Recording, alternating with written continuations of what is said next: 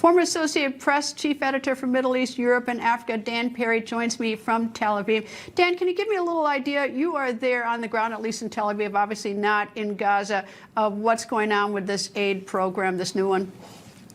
Well, the remarkable thing is that there is such a demand for getting to the location where the aid is being distributed, because Hamas, of course, which had hijacked much of the previous aid, had called on Palestinians to not cooperate. And obviously the opposite has happened, and there is a rush to go.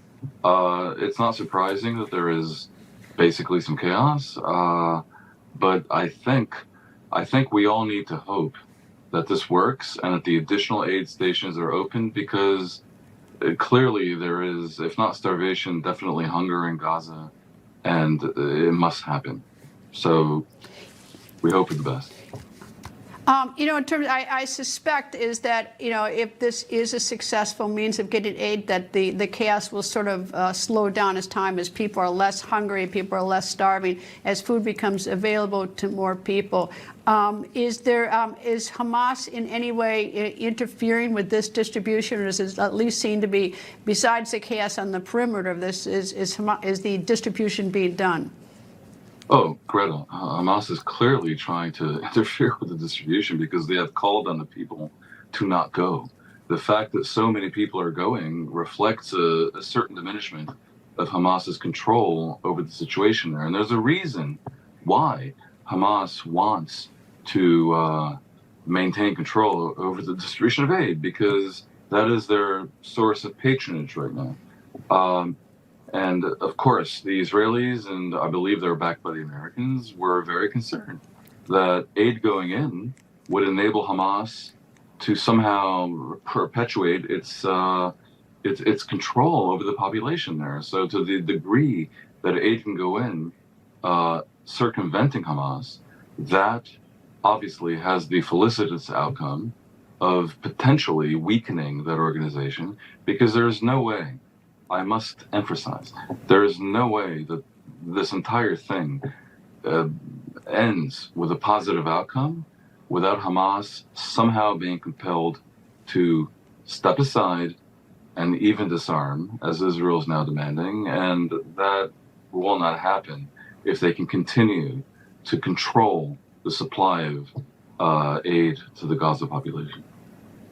What's so heartbreaking, on top of a million heartbreaks involved in this, is that the few people who have attempted to protest against, have the courage to stand up and protest Hamas, are beaten, and terrible things happen to them, so that you can't, there's no opportunity to even protest to encourage Hamas to get out and to stop doing this.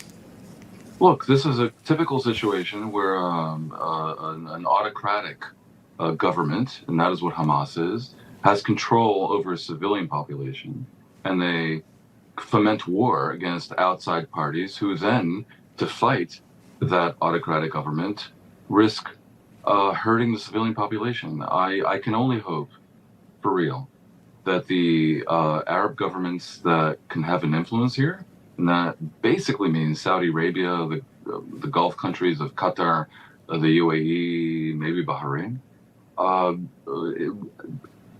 influence in every way conceivable Hamas to lay down their arms, to cough up the hostages, and to step aside. Now, I have to add, this will also require the United States to force Israel, basically, to accept that the only conceivable alternative to Hamas is some improved, rejuvenated, reformed version of the Palestinian Authority, with Arab backing, with Israel backing, with Western backing, move into Gaza.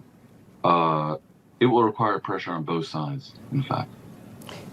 Hania was the leader who was first eliminated, the top dog. He was eliminated in Iran when he went for a little trip there for business. Then Yahya Sinwar was killed. He was the next leader.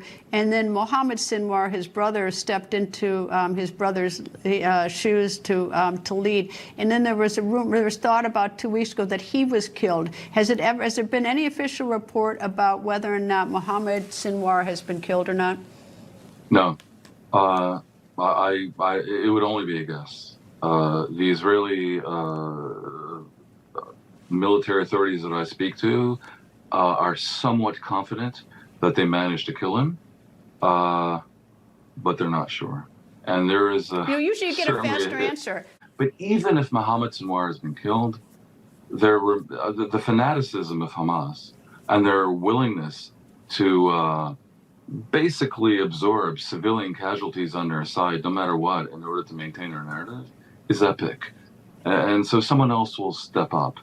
There is no question that the only way this ends is concerted international and Arab pressure on Hamas to disarm and to step aside, because I don't think Israel, and this includes the moderate forces in Israel, not the current government, which is not moderate, will accept Hamas remaining in Gaza as sort of a militia in the shadows controlling things the way that Hezbollah has done for decades in Lebanon.